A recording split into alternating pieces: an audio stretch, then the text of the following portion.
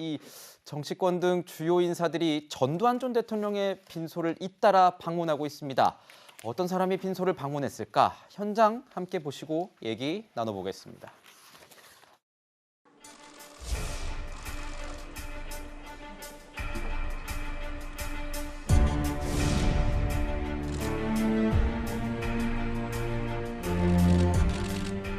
얼마 전에 저희 아버지 방문에도 와주셨기 때문에 감내의 또 뜻을 담아서 많은 위로를 드리고 하였습니다.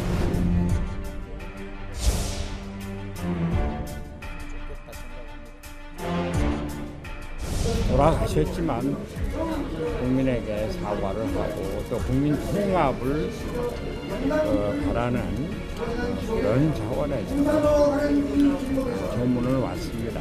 5.18에 대한 책임을 묻지 않아서가 아니라 국민 모두가 하나가 되는 그런 길이 열렸으면 하는 마음입니다.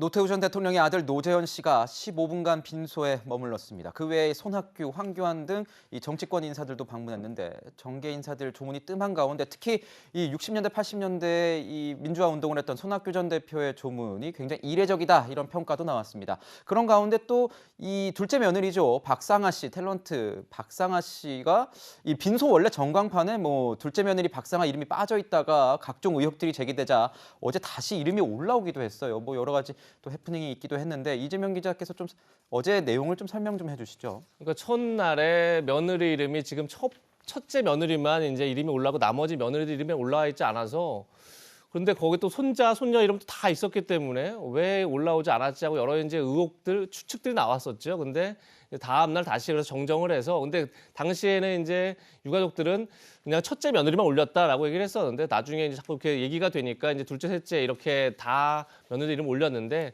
뭐 그건 그냥 해프닝인 것 같습니다. 근데 어제 저는 보면서 그냥 의아했던 게 손학규 전 대표의 조문이죠.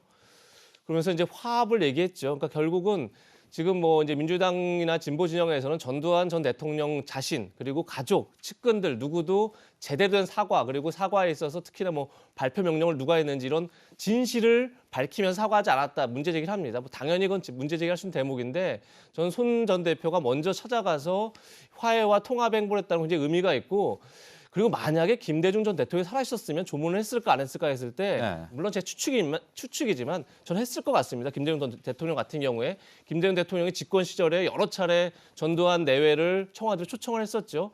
그러니까 이게 한쪽만의 사과, 물론 전제가 돼야 되지만 또 다른 쪽에서 손을 자꾸 잡으려는 노력도 굉장히 필요하다. 그런 걸 손학규 전 대표가 보여준 게 아닌가 싶어서 굉장히 뜻깊은 조문이 아니었나 이런 생각이 들었습니다.